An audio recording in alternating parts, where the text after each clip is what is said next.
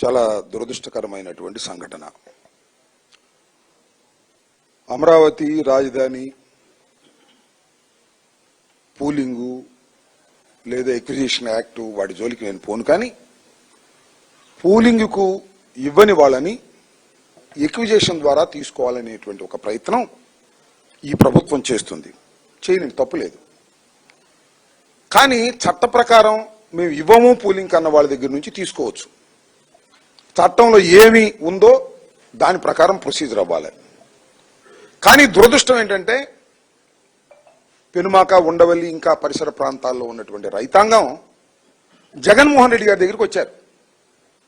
అయ్యా, మేము పూలింగ్కి ఇవ్వన్నాము, ఆ కక్షతో ఎక్విజిషన్ యాక్ట్ ప్రకారం నోటీస్ ఇచ్చారు, అది కూడా సరిగ్గా అమలు చేయకోకుండా మా మీద ఒత్తిడి చేస్తున్నారు, బెదిరిస్తున్నారు, మీ సహాయం కావాలి అని అడిగారు. జగన్మోహన్ రెడ్డి గారు అంతా విని నేను కమిటీని వేస్తున్నాను, లీగల్గా అదేవిధంగా పొలిటికల్గా అని చెప్పడం, మమ్మల్ని అందరినీ కమిటీగా వేయటం, లీగల్గా కూడా ఒక కమిటీని వేయటం జరిగింది. మేము ఇప్పటికీ రైతులతో 2 సార్లు కూర్చున్నాం. ముందు వాళ్ళు ఏమడిగారంటే, లీగల్గా మీరు ఏమి సహాయం చేయగలుగుతారో వచ్చి మా గ్రామాల్లో చెప్పండి అంటే లీగల్ టీమును పంపించాం. వాళ్ళు కొంత ఎక్స్ప్లెయిన్ చేశారు. తరువాత మళ్ళా 2వ సమావేశంలో పొలిటికల్గా మీరు కూడా వచ్చి మాకు జరుగుతున్న అన్యాయాన్ని గ్రౌండ్లో మీరు చూడండి, చూసి కాస్త ప్రజాస్వామ్య పద్ధతుల్లో మీడియాకు చెప్పండి, సమాజానికి చెప్పండి అని అడిగారు. ఈరోజు మేము అందరం వెళ్ళి ఆ రైతుల యొక్క స్థితిగతులు తెలుసుకొని ప్రాక్టికల్గా గ్రౌండ్లో చూడాలనే ఉద్దేశంతో మేము వాళ్ళ బయలుదేరి వెళ్ళాం. ఇది మేము చేసింది. మేము వెళ్తే ఎందుకు మీరు అలా అడ్డుకుంటున్నారు నాకు అర్థం కాలేదు. ప్రజాస్వామ్యంలో రైతుల కోరిక మేరకు వారి సమస్యలు తెలుసుకోవడం కోసం, పరిష్కరించడం కోసం, మా వాయిస్ వినిపించడానికి మాజీ ప్రజాప్రతినిధులుగా మేము వెళితే అడ్డుకోవాల్సిన అవసరం ఏంటి? సరే అడ్డుకున్నారు, పో. ఏంటి దాడులు ఏంటి నాకు అర్థం కాలేదు.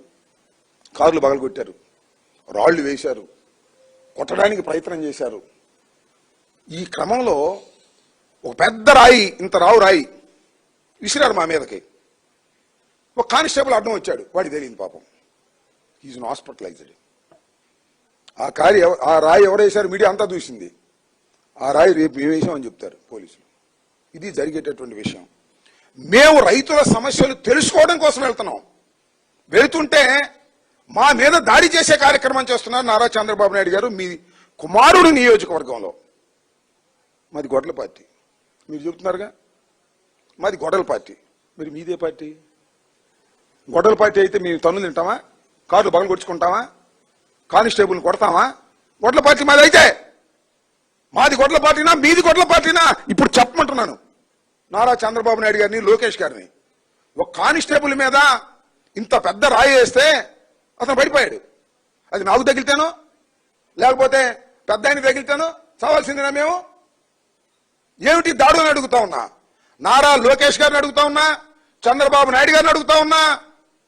గొడ్డలి పార్టీ మాదని మీరు ప్రచారం చేసి, మీరు దాడులు చేసి మమ్మల్ని చంపడానికి, కానిస్టేబుల్ని కొట్టడానికి ప్రయత్నం చేసేటటువంటి ఒక దుర్మార్గమైనటువంటి పాలన ఇవాళ ఈ రాష్ట్రంలో జరుగుతుందా లేదా చెప్పాలని మనం చేస్తున్నాం. పోలీసులు వచ్చారు, అయ్యా మీరు వెళ్ళొద్దండి, అక్కడ వాళ్ళు గ్యాదర్ అవుతున్నారు, లా అండ్ ఆర్డర్ ప్రాబ్లం వస్తే అన్నారు. మేము ముందుగా ప్రకటించుకుని మేము వెళ్తున్నాం. వాళ్ళు గ్యాదర్ అయితే మేము పారిపోవాలని చెప్పండి. ప్రజాస్వామ్యంలో పోలీసులు ఎవరి పక్షాన ఉన్నారు? మా పక్షాన ఉన్నారా? న్యాయం పక్షాన ఉన్నారా? పోలీసులు, తెలుగుదేశానికి సంబంధించినటువంటి కార్యకర్తలు మమ్మల్ని కొట్టడానికి ప్రయత్నం చేసి మమ్మల్ని వెళ్ళకోకుండా నివారించేటటువంటి పరిస్థితుల్లో ఇవాళ ఈ రాష్ట్రంలో ఉందంటే ఈ రాష్ట్రం ఎక్కడికి పోతుంది? మేము వెళ్ళింది ఎవరు? కార్యకర్తలు వెళ్ళామా? అందరు లీడర్సే కదా, ఎక్స్ ఎమ్మెల్యేలు, ఎక్స్ ఎమ్మెల్సీలు, ఇన్ఛార్జీలు. మేము కారులు వేసుకెళ్ళాం. మేమే రాళ్ళు తీసుకెళ్లేదు, కర్రలు తీసుకెళ్లేదు, మా సైన్యాన్ని ఏమి వెంట పెట్టుకెళ్లేదు, మా కార్యకర్తలు ఏమన్నా వెంట పెట్టుకెళ్లేదు. మేము వెళ్ళింది నాయకులం. అవతలం దేవుడు నాయకులు లేరు. నాయకులు ఎస్కేప్. నారా లోకేష్ ఎస్కేప్, లెగ్గొట్టాడు.